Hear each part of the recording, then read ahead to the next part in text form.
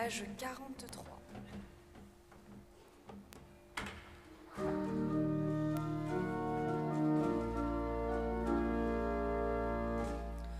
Debout resplendit, car voici ta lumière.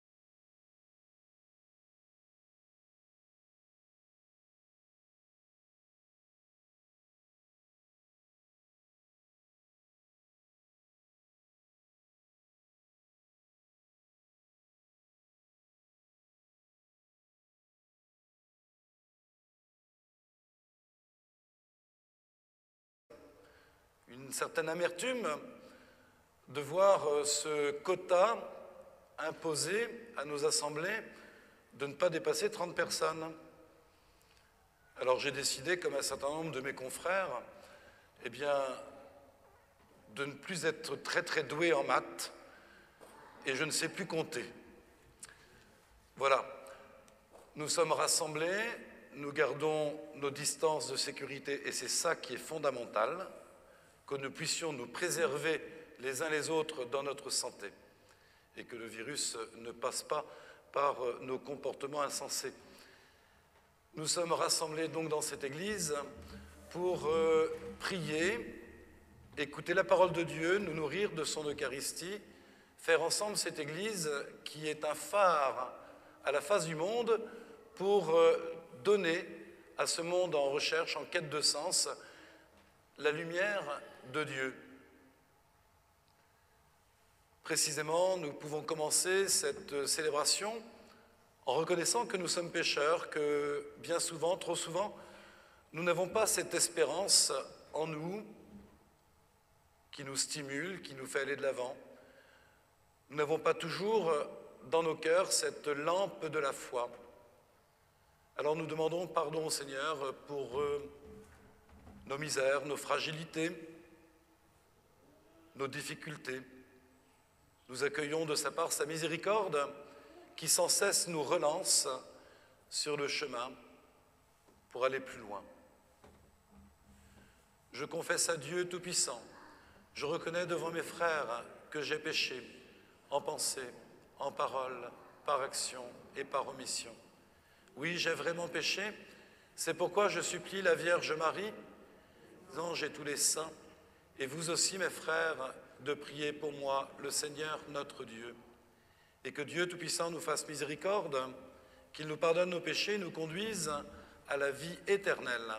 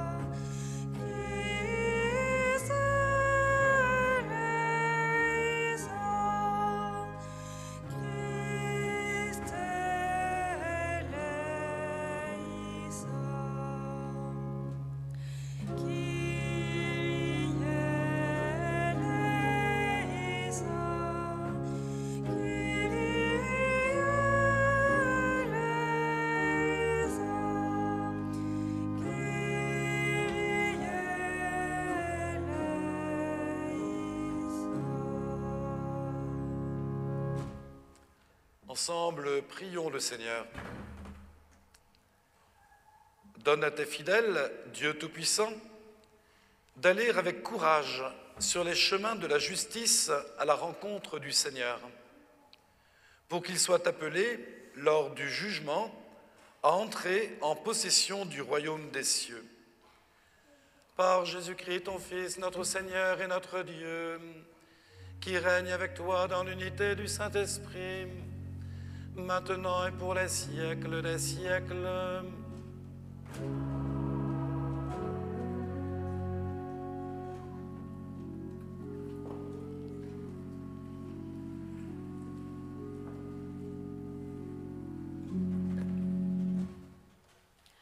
Lecture du livre du prophète Isaïe. C'est toi, Seigneur, notre Père, notre Rédempteur depuis toujours. Tel est ton nom. Pourquoi, Seigneur, nous laisses-tu errer hors de tes chemins? Pourquoi laisser nos cœurs s'endurcir et ne plus te craindre? Reviens, à cause de tes serviteurs, des tribus de ton héritage. Ah, si tu déchirais les cieux, si tu descendais, les montagnes seraient ébranlées devant ta face. Voici que tu es descendu, les montagnes furent ébranlées devant ta face. Jamais on n'a entendu, jamais on n'a ouï dire, nul œil n'a jamais vu un autre Dieu que toi. Agir ainsi pour celui qui t'attend. Tu viens rencontrer celui qui pratique avec joie la justice, qui se souvient de toi en suivant tes chemins. Tu étais irrité, mais nous avons encore péché, et nous nous sommes égarés. Tous nous étions comme des gens impurs, et tous nos actes justes n'étaient que linge souillé. Tous nous étions desséchés comme des feuilles, et nos fautes comme le vent nous emportaient.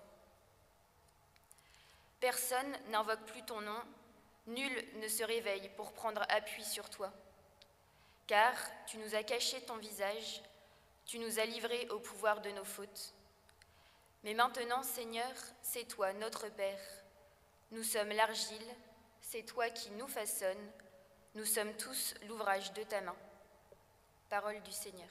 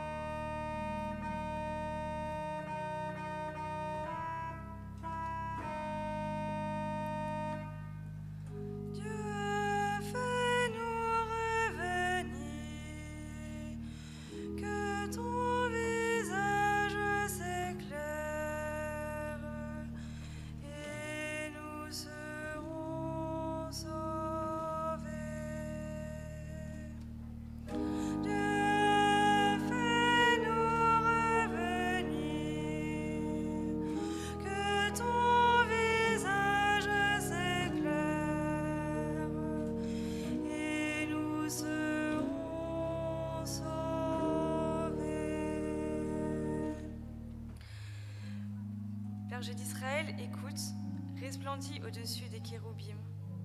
Réveille ta vaillance et viens nous sauver. Dieu, fais-nous revenir,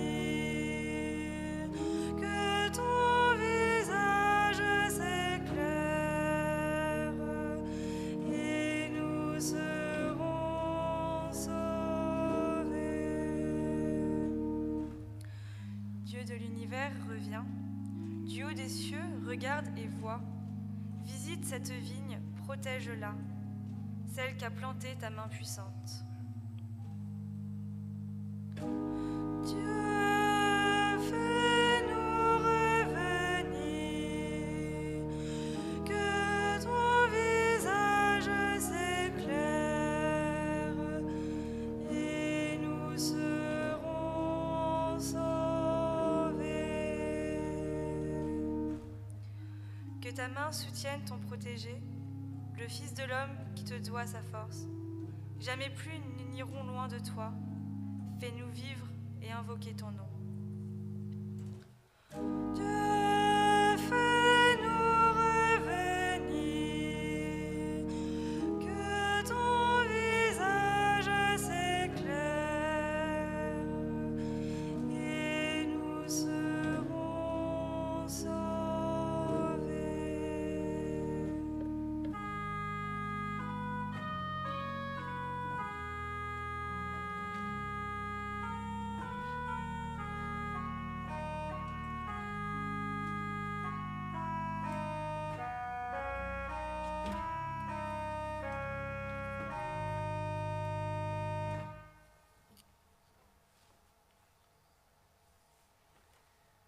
Lecture de la première lettre de saint Paul apôtre aux Corinthiens.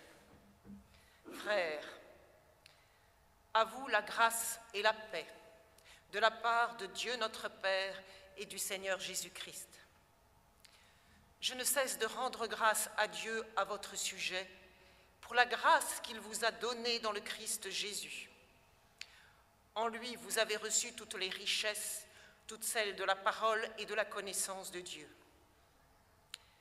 Car le témoignage rendu au Christ s'est établi fermement parmi vous. Ainsi, aucun don de grâce ne vous manque, à vous qui attendez de voir se révéler notre Seigneur Jésus-Christ. C'est lui qui vous fera tenir fermement jusqu'au bout, et vous serez sans reproche au jour de notre Seigneur Jésus-Christ. Car Dieu est fidèle, lui qui vous a appelé à vivre en communion avec son Fils, Jésus-Christ, notre Seigneur. Parole du Seigneur.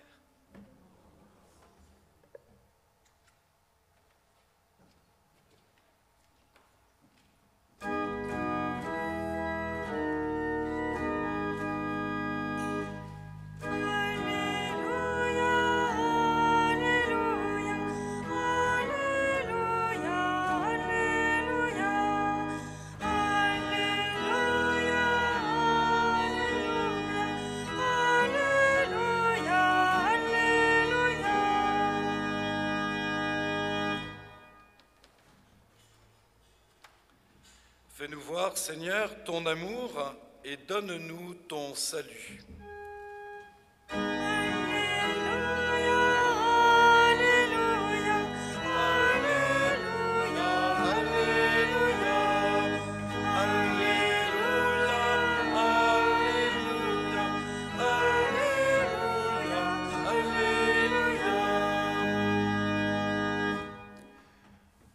Le Seigneur soit avec vous. Évangile de Jésus-Christ selon saint Marc.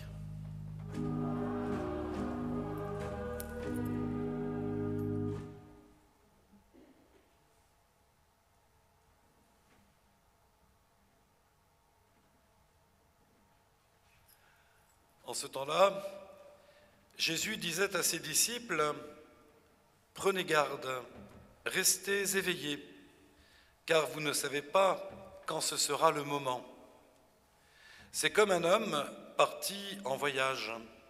En quittant sa maison, il a donné tout pouvoir à ses serviteurs, fixé à chacun son travail et demandé au portier de veiller.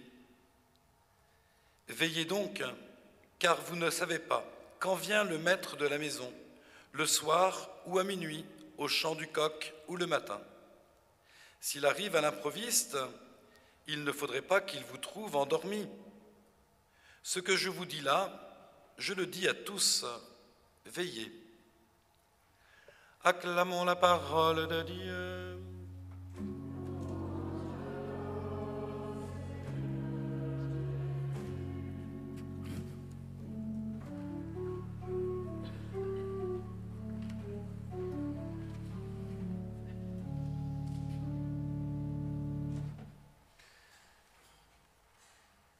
Qu'est-ce qu'au juste le temps de l'Avent?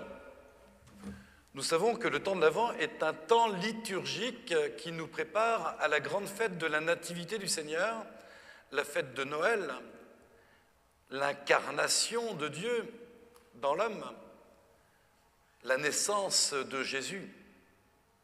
Quelque part, bienheureux est-il Isaïe qui avait prophétisé quelques centaines d'années avant cette naissance, à travers son cri que nous avons réentendu. « Ah Seigneur, si tu déchirais les cieux, toi Dieu qui es dans les cieux, eh bien tu déchires les cieux pour venir rencontrer l'homme, pour venir sur la terre, pour que nous puissions te voir et nous unir à toi. » Eh bien son vœu a été réalisé dans l'incarnation, dans la crèche de Bethléem. En Jésus, né à Bethléem, Dieu a déchiré les cieux. Il s'est fait homme en se tissant à travers le sein de la Vierge Marie. et il a été donné à tous pour commencer à réaliser notre salut. Alors effectivement, le temps de l'Avent est un temps liturgique qui nous prépare à la fête de Noël, à la naissance du Christ. Mais ne l'oublions pas, il faudrait compléter pour aller plus loin. Le temps de l'Avent est le signe que toute notre vie est une tension spirituelle vers notre accomplissement, appelons cela notre renaissance. L'Avent, temps liturgique pour se préparer à la naissance du Christ, mais aussi le signe que toute notre vie est un temps, une tension spirituelle pour que nous puissions vivre, quand le temps viendra, notre renaissance. Quand se produira notre renaissance? Eh bien, tout simplement lorsque le Christ reviendra dans sa gloire. Lorsque le Christ reviendra pour rencontrer l'homme et juger toutes choses. Nous appelons ce temps le retour du Christ dans la gloire. Nous en parlons dans le credo, mais aussi dans l'anamnèse qui suit juste la consécration du vin eucharistique. Il est grand le mystère de la foi. Nous proclamons ta mort, Seigneur Jésus. Nous célébrons ta résurrection. Nous attendons ta venue dans la gloire. Oui, nous attendons la venue du Christ dans la gloire. C'est ce que nous appelons en termes savants la parousie, le retour de Jésus. Et quand nous le rencontrerons,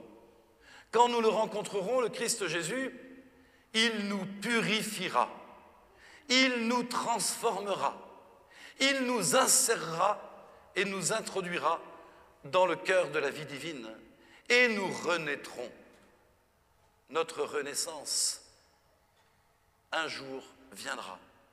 Alors toute notre vie est comme le temps de l'Avent, une longue préparation à cette rencontre du Christ qui lui-même accomplira pour nous le salut et nous introduira dans le royaume de vie du Père. Il nous fera renaître pour l'éternité.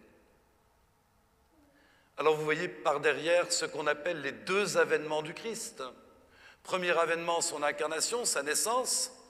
Deuxième avènement, sa parousie, son retour dans la gloire. Mais ne nous y trompons pas. Il y a trois avènements du Christ.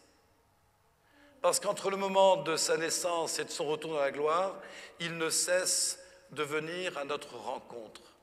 Il ne cesse de nous rejoindre, d'être présent à nos vies, d'être à l'œuvre dans nos vies. Ce temps, on pourrait l'appeler le temps de la reconnaissance. Alors comment reconnaître le Christ dans notre vie présente?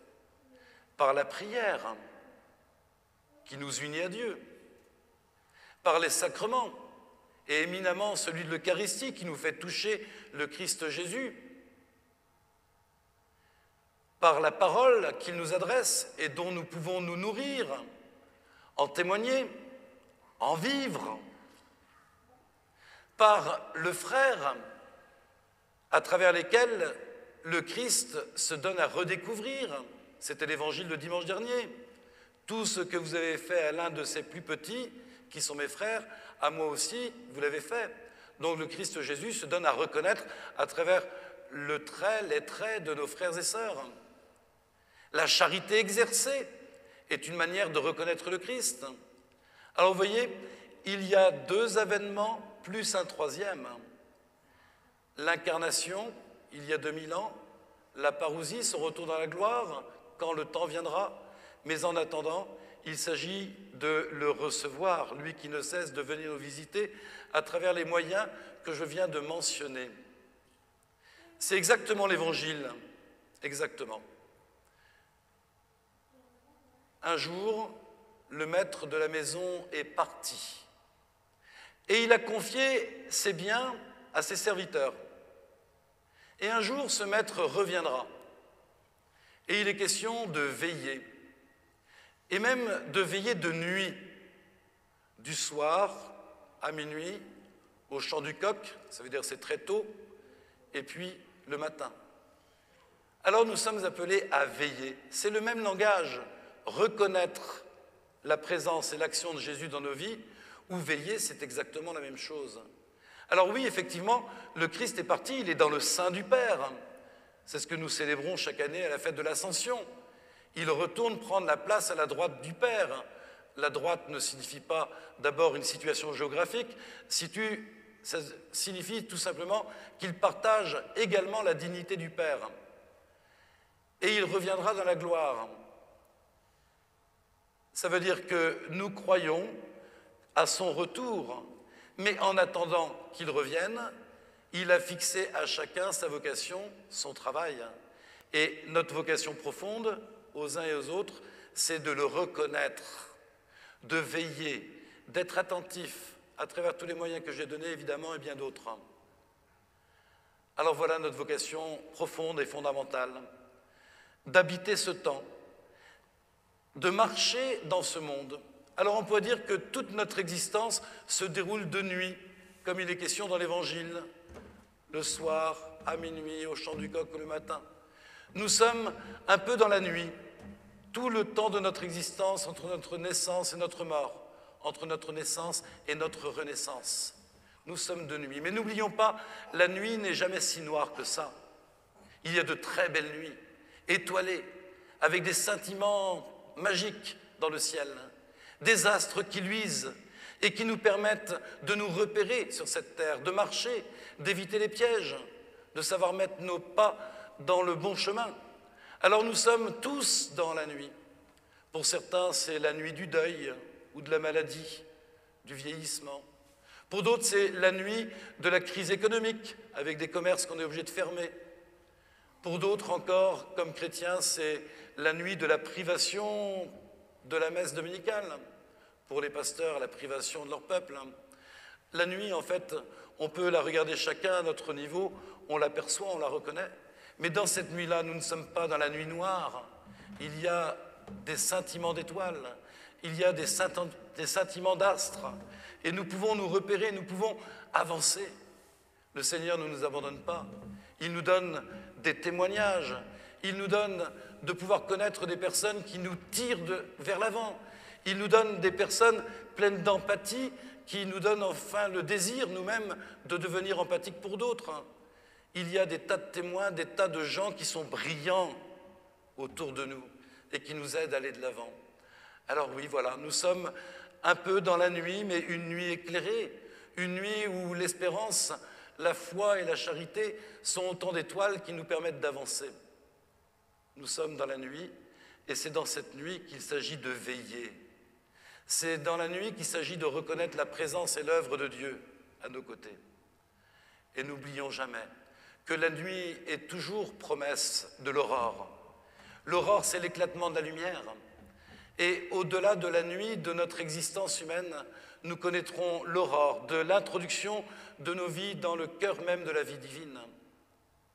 Celui qui est né il y a 2000 ans, celui qui nous promet notre renaissance quand le jour viendra, nous invite aujourd'hui à le reconnaître dans la nuit de notre existence pour que nous tenions, pour que nous avancions, pour que nous espérions, pour que nous témoignions. Frères et sœurs, que ce temps de l'Avent soit pas seulement un temps liturgique pour préparer la belle fête de Noël, mais que ce soit le signe de toute cette tension spirituelle qui nous prépare à notre renaissance. Mais qui dit renaissance, dit aussi d'abord reconnaissance du Christ à nos côtés. Amen.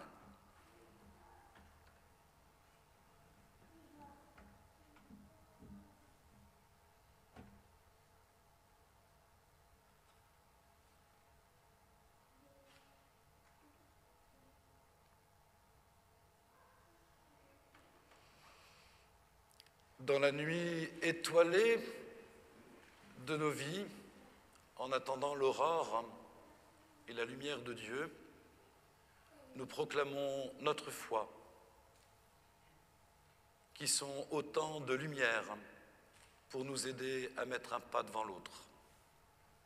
Je crois en Dieu, le Père Tout-Puissant, Créateur du ciel et de la terre, et en Jésus-Christ, son Fils unique, notre Seigneur, qui a été conçu du Saint-Esprit, est né de la Vierge Marie, a souffert sous Ponce Pilate, a été crucifié, est mort et a été enseveli, est descendu aux enfers, le troisième jour est ressuscité des morts, est monté au ciel, est assis à la droite de Dieu, le Père Tout-Puissant, d'où il viendra juger les vivants et les morts. Je crois en l'Esprit Saint, à la Sainte Église catholique, à la communion des saints, à la rémission des péchés, à la résurrection de la chair, à la vie éternelle. Amen. Enracinés sur notre foi, faisons monter vers le Dieu d'amour et de vie toutes nos prières pour la croissance de ce monde, la croissance de l'Église, la croissance de nos vies. Ensemble, prions.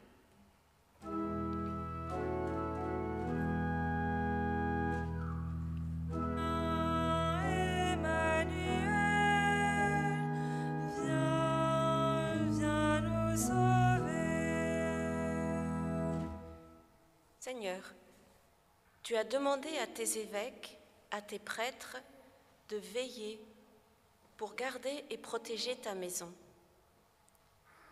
Donne à tous les baptisés la grâce de l'Esprit Saint, afin qu'eux aussi soient des veilleurs au cœur humble et obéissant. Seigneur, nous te prions.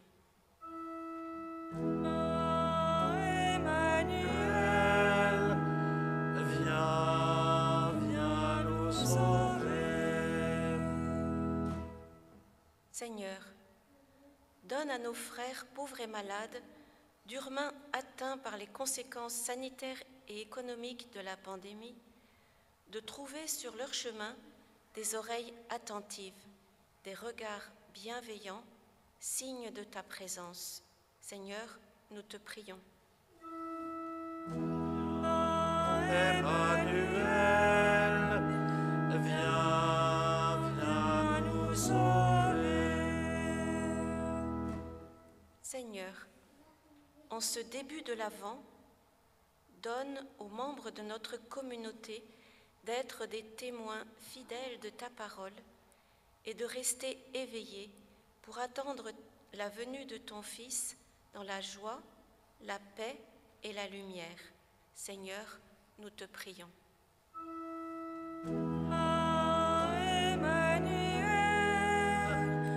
Viens nous sauver.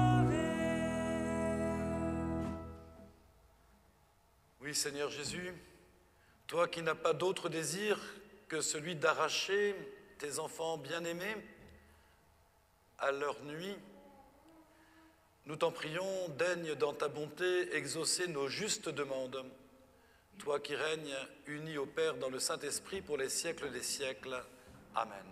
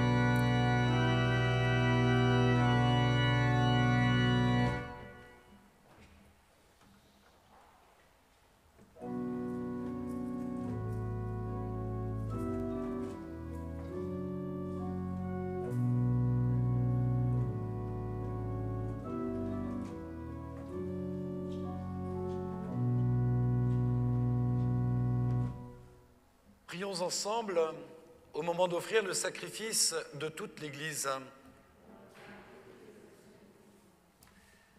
Seigneur, nous ne pourrons jamais t'offrir que les bienvenus de toi. Accepte ceux que nous t'apportons. Et puisque c'est toi qui nous donnes maintenant de célébrer l'Eucharistie, fais qu'elle soit pour nous le gage du salut éternel. Par Jésus, le Christ, notre Seigneur.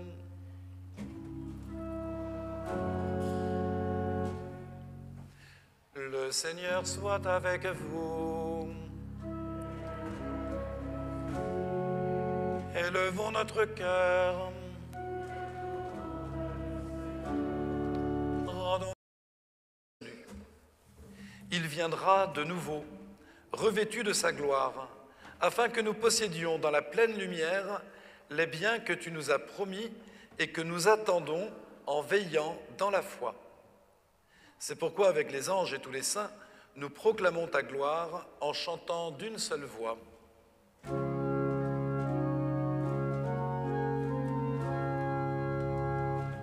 Sancte, Sancte, Sancte, Deus Sabaoth. Sancte, Sancte, Sancte, Deus Sabaoth. Plenius in terra, gloria tua. Hosanna in excelsis Deo, Hosanna in excelsis, Hosanna in excelsis Deo, Hosanna in excelsis. Benedictus viveni in nomine Domini. Hosanna in excelsis Deo, Hosanna in excelsis, Hosanna in excelsis Deo, Hosanna in excelsis.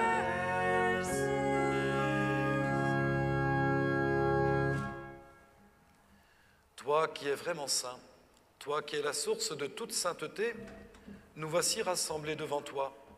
Et dans la communion de toute l'Église, en ce premier jour de la semaine, nous célébrons le jour où le Christ est ressuscité d'entre les morts. Par lui que tu as élevé à ta droite, Dieu notre Père, nous te prions. Sanctifie ces offrandes en répandant sur elles ton esprit, qu'elles deviennent pour nous le corps et le sang de Jésus, le Christ, notre Seigneur. Au moment d'être livré et d'entrer librement dans sa passion, il prit le pain, il rendit grâce, il le rompit et le donna à ses disciples en disant : « Prenez et mangez-en tous, ceci est mon corps livré pour vous. »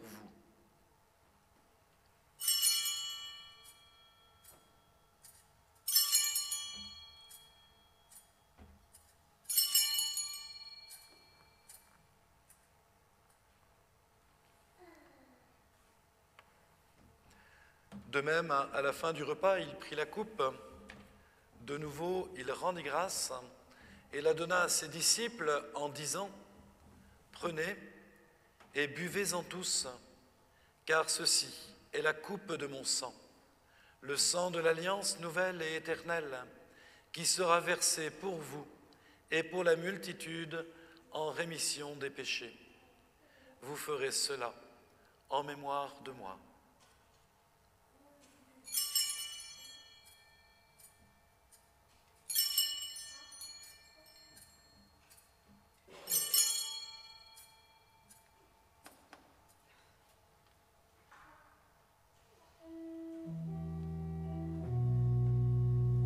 Il est grand le mystère de la foi. Nous proclamons ta mort, Seigneur Jésus, nous célébrons ta résurrection, nous attendons ta venue dans la gloire. Faisant ici mémoire de la mort et de la résurrection de ton Fils, nous t'offrons, Seigneur, le pain de la vie et la coupe du salut, et nous te rendons grâce, car tu nous as choisis pour servir en ta présence. Humblement, nous te demandons qu'en ayant part au corps et au sang du Christ, nous soyons rassemblés par l'Esprit Saint en un seul corps. Souviens-toi, Seigneur, de ton Église répandue à travers le monde. Fais-la grandir dans ta charité avec le pape François, notre évêque Raymond et tous ceux qui ont la charge de ton peuple. Souviens-toi aussi de nos frères qui se sont endormis dans l'espérance de la résurrection et de tous ceux qui ont quitté cette vie. Souviens-toi plus particulièrement de Roger le Pévédic, Alain Pastré, Charles Langlais, Dominique Troyes, Auguste Quérault, Yann Marais, Marie-Thérèse Kergosien, Bernard Chavron, Xavier Bureau, Marie-Christine de la Morinerie. Souviens-toi aussi d'Émiliane Quillet-Bénard. Reçois tous nos défunts. Accorde-leur de renaître dans ta lumière auprès de toi. Sur nous tous, enfin, nous implorons ta bonté. Permets qu'avec la Vierge Marie, la bienheureuse Mère de Dieu, avec Saint Joseph, son époux, les apôtres, Saint Cornélie et les saints de tous les temps qui ont vécu dans ton amitié, nous ayons part à la vie éternelle et que nous chantions ta louange par Jésus-Christ, ton Fils bien-aimé.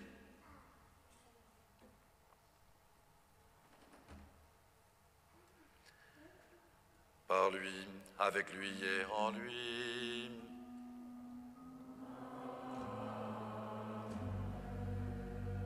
À toi, Dieu le Père Tout-Puissant, dans l'unité du Saint-Esprit.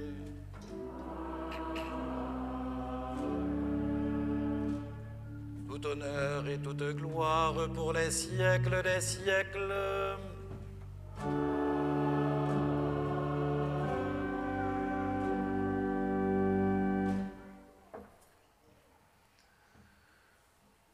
Nous reconnaissons Jésus présent et à l'œuvre en nous à travers le don de son Eucharistie.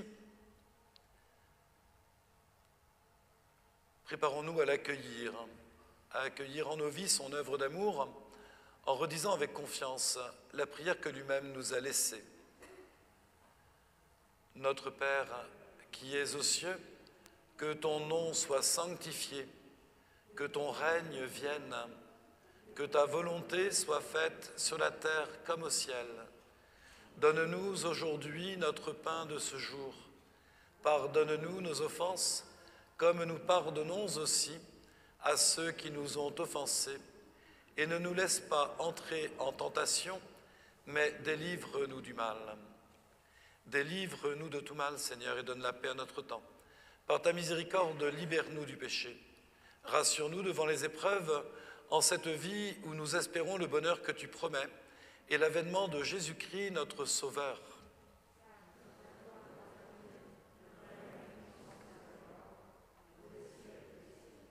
Seigneur Jésus-Christ, tu as dit à tes apôtres, « Je vous laisse la paix, je vous donne ma paix. » Ne regarde pas nos péchés, mais la foi de ton Église, pour que ta volonté s'accomplisse. Donne-lui toujours cette paix et conduis-la vers l'unité parfaite, toi qui règnes pour les siècles des siècles. Que la paix du Seigneur soit toujours avec vous.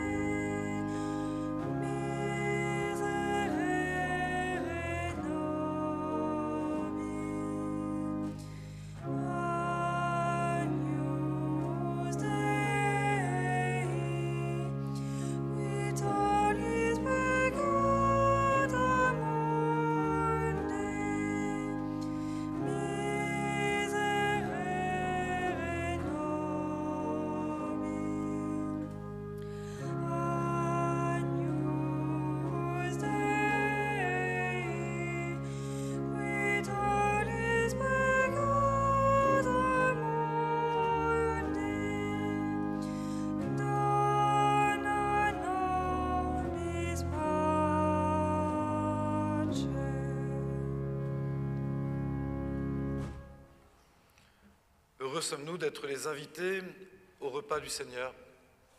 Voici Jésus qui est né à la vie des hommes pour que les hommes naissent à la vie divine.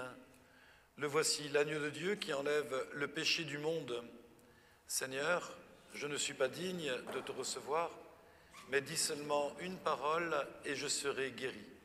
Le corps et le sang du Christ nous gardent pour la vie éternelle.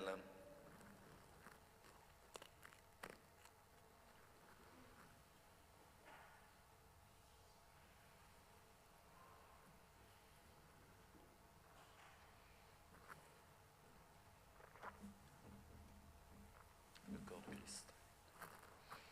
Le corps du Christ. Le corps du Christ.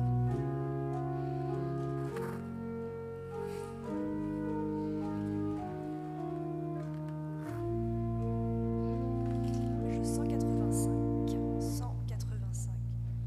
Venez, approchons-nous de la table du Christ.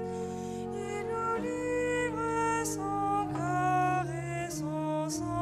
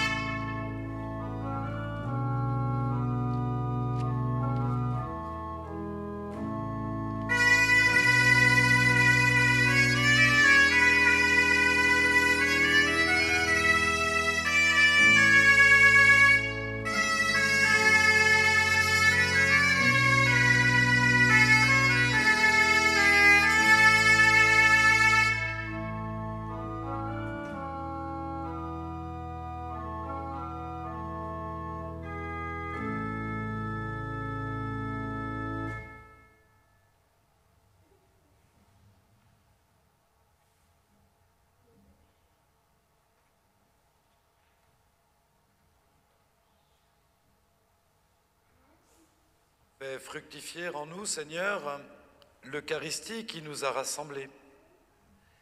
C'est par elle que tu formes dès maintenant, à travers la vie de ce monde, l'amour dont nous t'aimerons éternellement. Par Jésus, le Christ, notre Seigneur.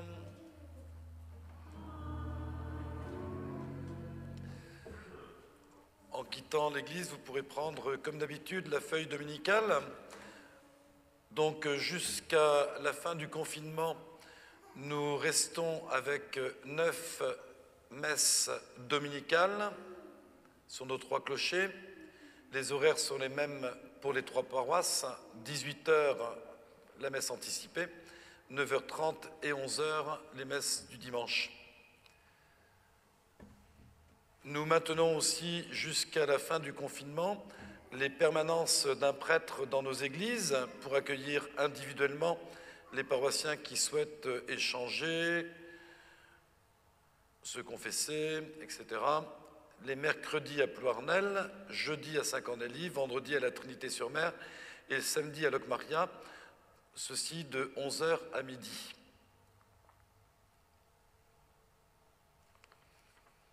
Voilà, vous prenez le temps de regarder par vous-même. Et sinon, eh bien, nous préparons déjà les messes de Noël. Et comme si on est sorti du confinement pour ce moment-là, je pense qu'il y aura quand même des mesures sanitaires à respecter. Et comme vous savez que Carnac, Ploarnel, la Trinité, il y a beaucoup de monde. Et d'après ce que j'ai compris, c'est qu'il risque d'y avoir encore plus cette année. Donc du coup, on va mettre un certain nombre de messes. Il y a un 4e prêtre qui vient nous aider. Donc normalement, il devrait y avoir 12 messes ou 14 messes pour le jour de Noël. Donc vous ferez comme d'habitude, vous répartirez. Voilà, ça fait du bien de se retrouver après quelques semaines de dispersement. Voilà, eh bien nous sommes très heureux et que cette joie qui est la nôtre puisse être fécondée par cette grande bénédiction que nous recevons pour le premier dimanche